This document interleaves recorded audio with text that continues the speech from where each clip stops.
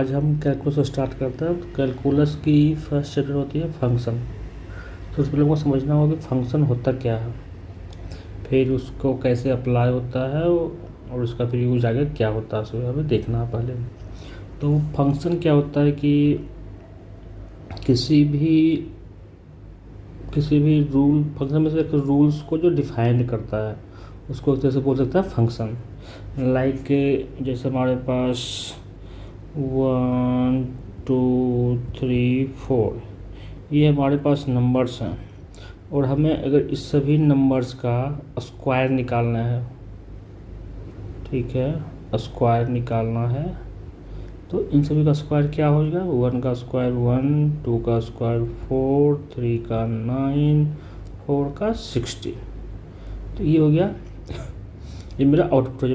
मतलब कि हमारे पास ये जो है सो इनपुट है, हमारे पास ये सब नंबर था, इन सब को हमको, इन सब का हमें स्क्वायर चाहिए। तो ये जो आ गया सो ये हो गया आउटपुट, ये हमें चाहिए।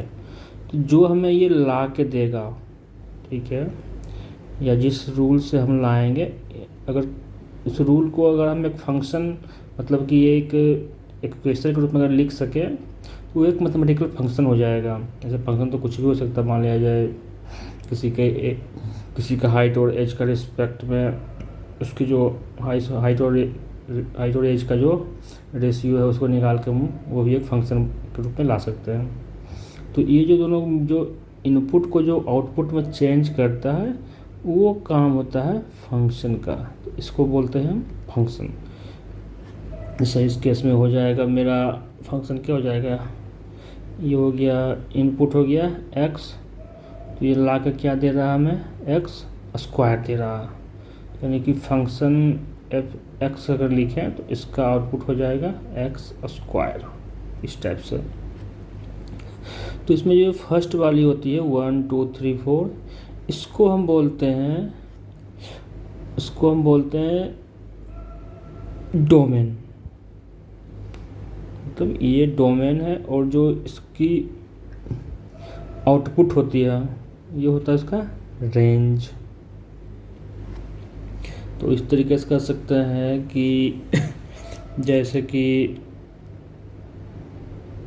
F1 इसका हो गया output 1, F2 output 4, F3 output 9, F4 output 16। ठीक, तो ये तो होगा फंक्शन। लेकिन फंक्शन की एक स्पेशल डेफिनेशन भी होती है। तो डेफिनेशन क्या होती है फंक्शन की? फंक्शन की डेफिनेशन होती है, तो फंक्शन की डेफिनेशन होता है a function is a relation in which each possible input value leads to exactly one output. Means जितने भी इनपुट हम देंगे उस फंक्शन में जो कि वो डिफाइन करती है, तो उससे हमें आउटपुट हमेशा एक ही मिलेगा। मतलब कि हर इनपुट के रिस्पेक्टिव ओनली वन आउटपुट होंगे, ना कि उससे एक से अगर ज़्यादा हो जाएगा तो वो फंक्शन नहीं हो जाएगा, नहीं हुआ। लाइक हमारे पास P Q R ये दो इनपुट हैं, ठीक है, और ये हमारे M N O ये आउटपुट है। तो इसका इससे ये और इससे ये निकल रहा, ठीक है, इस तरीके से है। तो इसमें क्या देखें, अगर कोई फंक्शन है जो कि इसमें अगर P इनपुट देता है तो हमको N मिलता है, Q देता है तो M मिलता है, और R देता है तो उसका आउटपुट O है। तो हम हर का एक एक आउटपुट हो रहा है, यानी हर इनपुट का एक आउटपुट, एक से ज़्यादा आउटपुट नहीं है। तो ये एक फंक्शन है।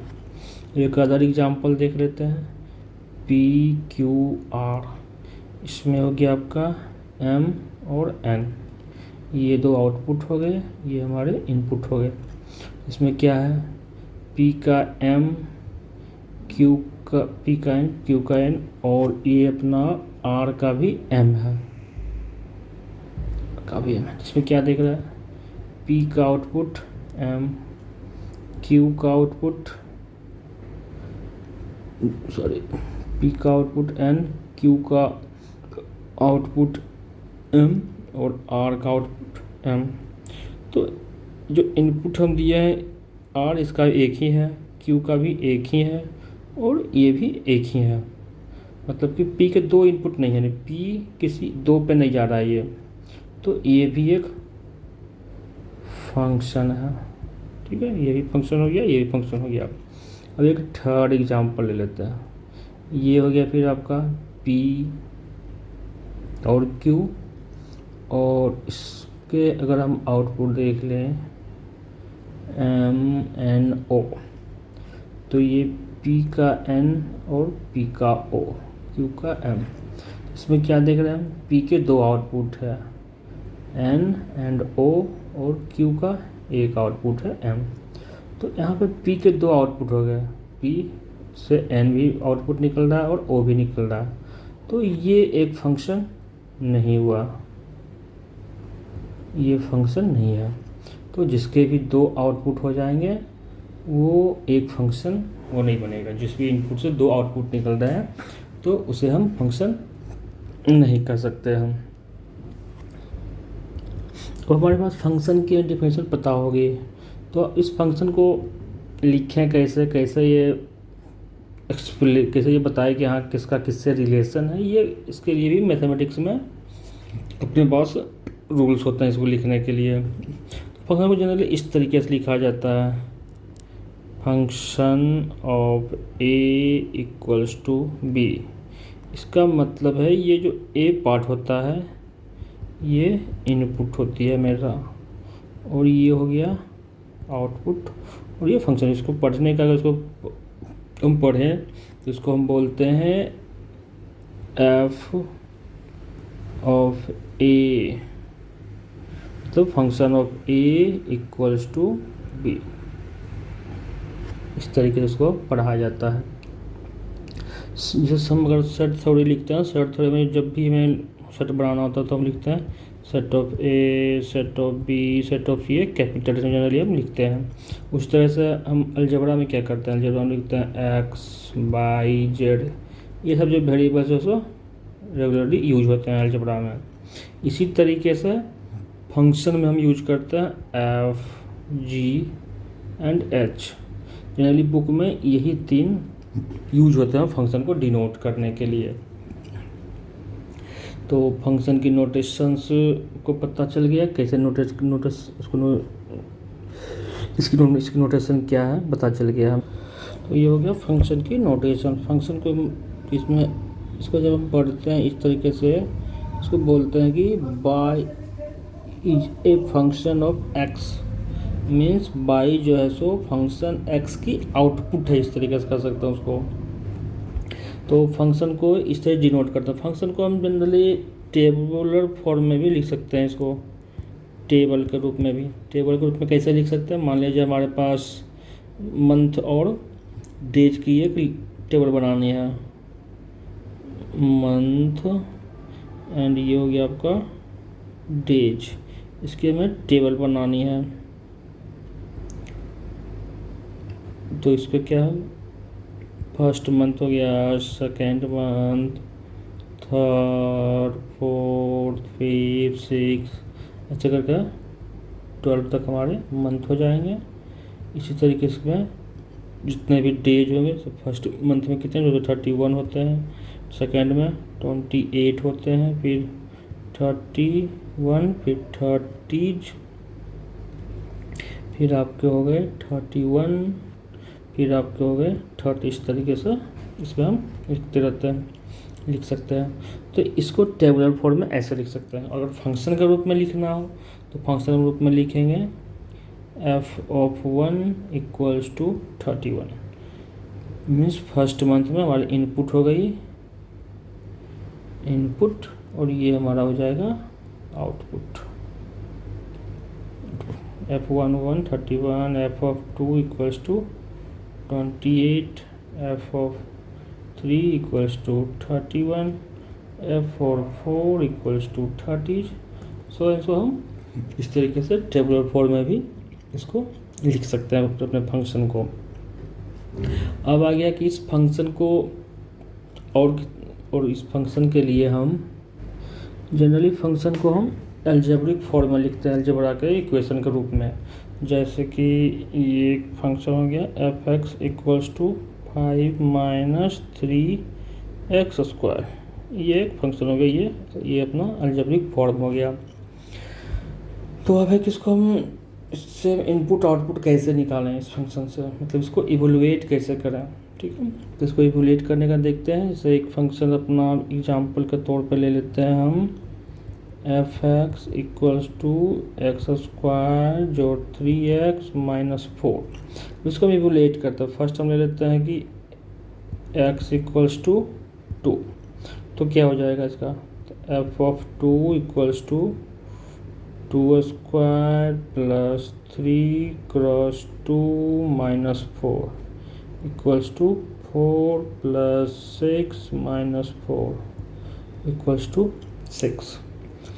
यदि हम इसके x equals to a plus h ले लें तो क्या हो जाएगा, तो हमारी एफ एक्स क्या है, f x equals to x² plus 3x minus 4 f और a प्लस एच, यानी x की जगह में a प्लस एच रिप्लेस करनी है, तो a प्लस एच को रिप्लेस कर देते हैं 3 इंटू ए प्लस एच माइनस 4, तो ये हो गया a² plus h² plus 2ah plus 3a plus 3h minus 4।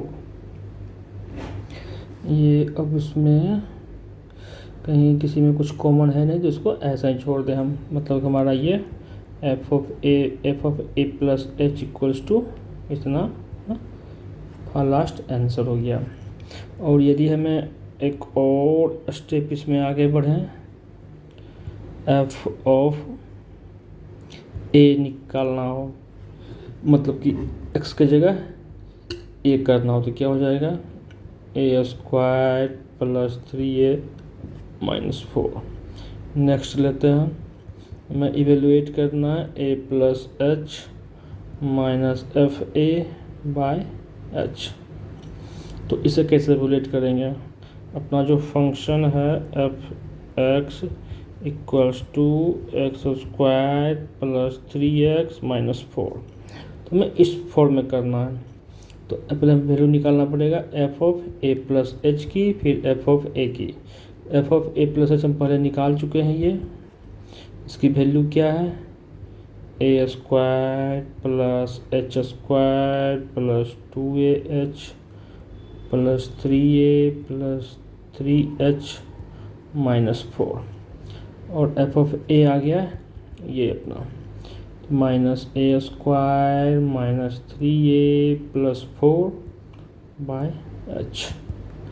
a² ख़त्म, 3a ख़त्म, तो अपना बच गया ये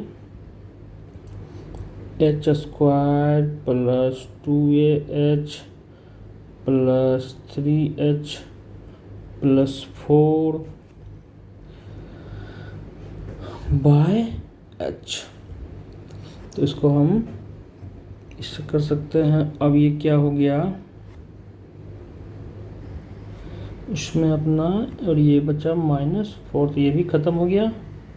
तो ये हो गया finally h² plus 2ah plus 3a by h। सभी में h कॉमन निकाल लेते हैं, h plus 2a plus 3 by h cancel, तो अपने पास बचा h प्लस 2a प्लस 3। ये हो गया इस फंक्शन की F of a plus h minus F of a की वैल्यू। इस तरीके से हम किसी भी फंक्शन को इवेलुएट कर सकते हैं और उससे उसकी वैल्यू निकाल सकते हैं। तो हमें जस्ट उसमें वैल्यू, इनपुट की वैल्यू पुट करें, जो भी इनपुट रहेगा, जो यहाँ पे x रहेगा, उसी बस इस x उसकी आउटपुट फंक्शन रहेगी, उस आउटपुट फंक्शन में सेम टू इनपुट को बस रिप्लेस करना है। जैसे हम एक और फंक्शन ले लेते हैं, जैसे हमारा ये फंक्शन हो गया, क्वेश्चन इस तरीके से है कि h of p equals to p² plus 2p। ठीक है, तो इसमें यदि हम हमारे पास क्वेश्चन है h(4), ठीक है, h(4) को इवेलुएट करना, ये कैसे होगा। तो क्या करना है, इसमें हमारे पास h(p) पता है, p² + 2p में निकालना क्या है, h(4), मतलब हमने p को 4 से रिप्लेस कर दिया। तो यहाँ भी p है तो यहाँ भी 4 से रिप्लेस, यहाँ भी p है तो 2 × 4, तो हो गया 16 + 8 80, 16 + 8 ये हो गया 24। ये हो गया अपना आंसर। इस तरीके से हम किसी भी फंक्शन को इवेलुएट कर सकते हैं। फंक्शन को सिर्फ ये मैथमेटिकल ही नहीं कर सकते, बाकी इसे हम ग्राफिकल भी रिप्रेजेंट कर सकते हैं फंक्शन को। तो ग्राफिकल रिप्रेजेंट उसके सॉल्यूशन है वो कैसे होगा, तो हम एक बार वो भी देख लेते हैं। जैसे मान लीजिए हमारे पास एक फंक्शन है h(p) = p² + 2p, और इसमें हमें निकालना है h(3) को निकालना। तो h(3) क्या हो जाएगा, h(3) = 3² + 2 × 3 9 + 6, ये हो गया अपना 15। ठीक, ये अपना निकल गया 15। अब इसको हम ग्राफ में बनाने के, ग्राफ से हम क्वाड्रेटिक इक्वेशन का बनाते हैं या नॉर्मल लीनियर इक्वेशन का। तो उसमें क्या होता है, हमें कम से कम 2 पॉइंट चाहिए, मिनिमम 2 पॉइंट, तभी हम उससे एक लाइन खींच के ग्राफ बनाते हैं। तो इसी तरीके इसमें भी हमें इसका ग्राफ बनाना है, तो इसे हमें 2 3 4 पॉइंट चाहिए।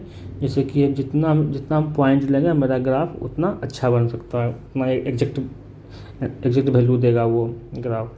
तो इस केस में हम क्या करते हैं, अभी हमारे पास p4 का आ गया, अभी हमने यहाँ h4 निकाला। h4 हमें पता है कितना आया 24, h3 आया अपना 15। तो हम इससे और वैल्यू निकाल लेते हैं, h1 निकाल लेते हैं। h1 हो जाएगा अपना 1² + 2 × 1 = 1 + 2 = 3, और h4 निकल गया। h माइनस में भी निकाल लेते हैं, तो h-2, तो हो जाएगा -2² + 2 × -2, ये हो गया 4 - 4 = 0। और h-3 कितना होता है, -3² + 2 × -3 9 - 6 = 6। और h0 क्या हो गया 0² + 2 × 0 = 0। तो हमारे पास वैल्यू आ गए कितने, p और hp। इसका अगर हम टेबल बनाएं तो हमारे पास कितने वैल्यू आ गए, हमारे पास आ गए -3 का आ गया, 3 का आ गया, 0 का आ गया, 1 का आ गया, 3 का आ गया और 4 का आ गया। इन सबकी देखते हैं वैल्यू।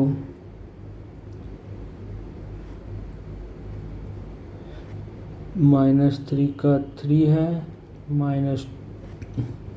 ये -2 है, -2 का आ गया अपने पास, -2 का 0, 0 का 0, 1 का 3, 3 का 15, 4 का 24।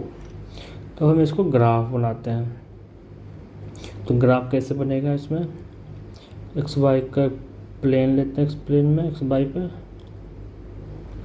ये हो गया एक्स में से ये इनपुट वाली हो गई इनपुट, और ये हो जाएगा अपना f(x), मतलब जो hp है, जो फंक्शन है hp, इसको x ना इसको हम p बोल दें। ठीक है, तो ये अपना वैल्यू हो गया सबका 1 2 3 4 5 6 7 -1 -2 -3 -4 -5 -6, और ये हो गया 0। ठीक है, और इसको ऊपर में है तो ये भी है हमारे पास वैल्यू है इसका भी। तो 5, 10, 15, 20, 25 इस तरीके से हम ले लेते हैं। तो अपना क्या है, फर्स्ट पॉइंट है, वैल्यू है -3, ठीक है, -1, -2, -3 लिया तो इतना वैल्यू आया, 3 आया है इसका आंसर। 3 मतलब इसके आसपास, ये 5 है तो 3 आ जाएगा इसके आसपास। फर्स्ट पॉइंट ये हो गया। फिर दूसरा हमने क्या लिया, -2, -2 ये है तो उसका वैल्यू कितना आया है, 0। तो -2 का वैल्यू 0, तो ये हो गया। इसको ऐसे कर देता है, ये एक ये हो गया -2 और 0 यहाँ पर आ गया। फिर थर्ड है 0, 0, ये 0, 0 हो गया। फिर फोर्थ हो गया P1 है, उसकी वैल्यू कितना है, 3, तो 3 हो जाएगा इससे थोड़ा आगे 5 से, ये 3 हो गया, 1, 3। फिर 3 और 15, 1, 2, 3, ये 3 हो गया, इसकी वैल्यू 15, 5, 10, 15, ये हो गया 15। फिर हो गया 4, फिर 25, ये हो गया 24, ये 24 हो गई। तो बस इसको अब ग्राफ है तो इसको बस आपस में मिला देते हैं हम, ऐसे ऐसे ऐसे ऐसा, ठीक है। तो ये बन गया ग्राफ इसकी। तो ग्राफ जो था सो बेस्ट वे होता है, इसमें हम जब सॉल्व कर रहे थे P2 P3 निकाल रहे थे बार बार, तो पूरा हमको इतना करना पड़ रहा था। 2 के लिए पूरा निकालो, वैल्यू पुट करो, 3 के लिए वैल्यू पुट करो, 4 के लिए पुट करो। इसमें अब हमें कुछ नहीं करना, हमें कोई पूछेगा ये 4 है, P4 है 24, तो जाहिर से बोल देगा 24 है। P3 है 15 है 15, P1 है, P1 का 3 आ गया, P0 का 0 आ गया। इस तरीके से हम डायरेक्ट यहाँ से ग्राफ से आंसर निकाल सकते हैं।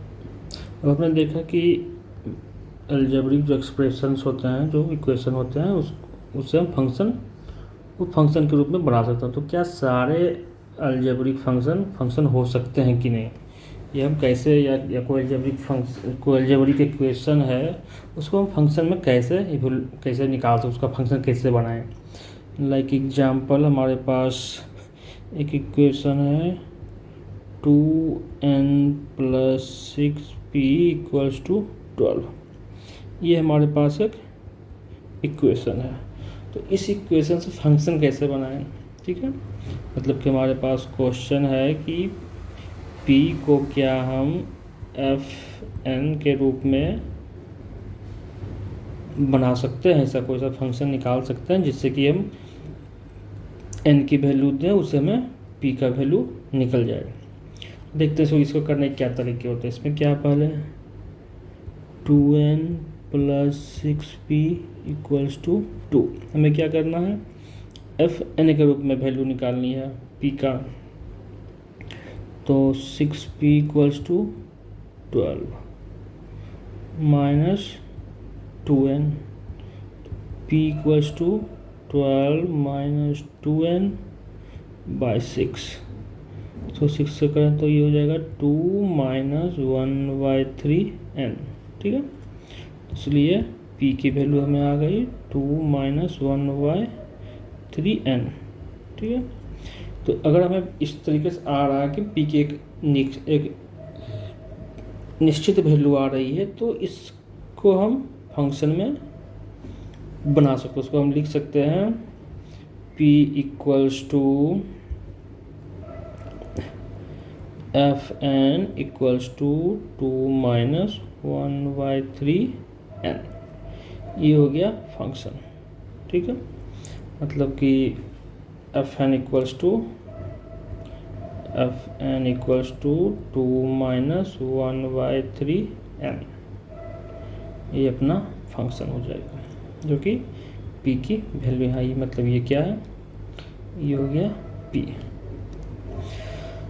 लेकिन क्या इस तरीके हम सभी का बना सकते हैं, लेकिन नहीं, सभी का पॉसिबल नहीं है। जैसे एग्जाम्पल के लिए हम ले लें, तो बस सर्कल की जो इक्वेशन होती है, सर्कल का इक्वेशन क्या होता है, एक इक्वेशन है x square plus y square equals to 1, अगर ये ले लें हम तो इसका अगर हम निकालें क्या हम एफ एक्स को या एफ वाई को एक्स के रूप में निकाल सकते हैं, देखते हैं करके। तो ये x square equals to 1 minus y square, x equals to plus minus root over 1 minus y square, means x equals to root over 1 minus y square and minus 1 minus y square. तो हमारे पास x की दो value आ गई, ठीक है। तो लेकिन मतलब कि कहने का है कि f x equals to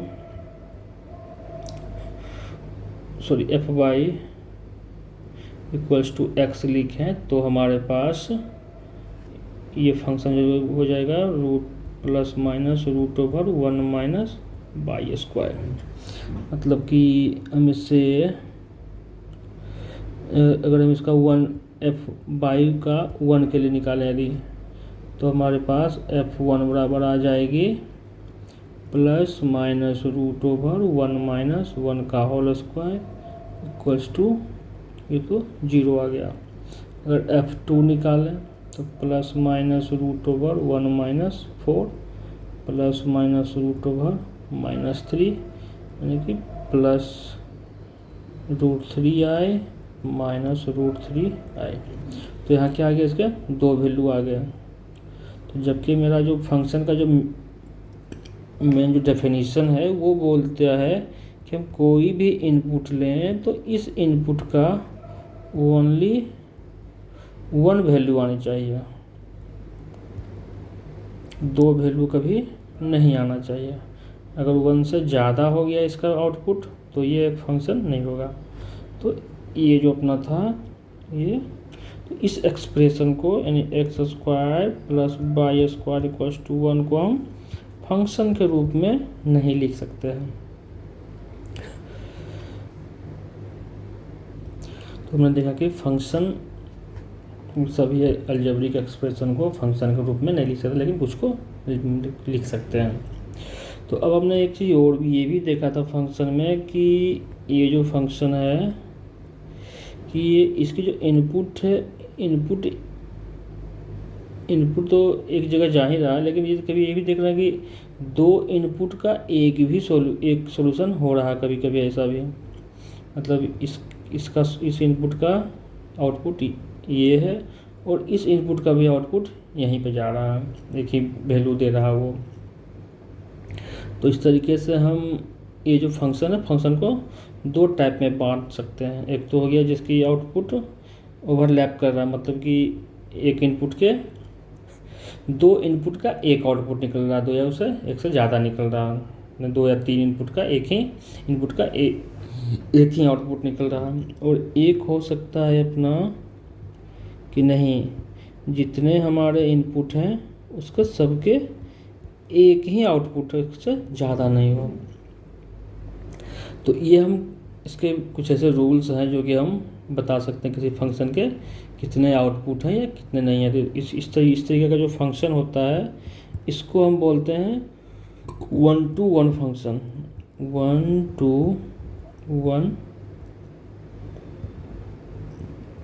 function यानी जिस फंक्शन का एक इनपुट का सिर्फ एक ही आउटपुट हो उसको 1-to-1 फंक्शन कहते हैं। और जिसमें से हर का सिर्फ एक हो, लेकिन और किसी में एक दूसरे पर ओवरलैप ना करे, वो उसको 1-to-1 फंक्शन कहते हैं। तो 1-to-1 फंक्शन को हम कैसे निकाल सकते हैं, मान लें हमारे पास कोई ग्राफ है या कुछ बना रहा है तो उसको कैसे हम अलग बता सकते हैं कि हाँ ये फंक्शन 1-to-1 है या नहीं है। क्योंकि ये कोई एक फंक्शन है तो जैसे f x equals to x square है। अब इसके बहुत सारे, अभी इसका हम सॉल्यूशन निकालें तो बहुत 1 2 एक्स स्क्वायर 1 हो सकता है, 2 हो सकता है, तो बहुत सारे वैल्यू हो सकते हैं। तो सभी का वैल्यू निकाल के चेक करना पॉसिबल नहीं है कि हम सबका चेक करें कि इसका आउटपुट 1-to-1 है या नहीं है, कहीं से एक दूसरे का पर ये ओवरलैप तो नहीं कर रहा। लेकिन यदि हम इसको ग्राफ के रूप में देखें तो ग्राफ में एक इसका बेस्ट सॉल्यूशन दिया हुआ है कि हम जस्ट एक लाइन खींच के बता सकते हैं हाँ कि इसका 1:1 है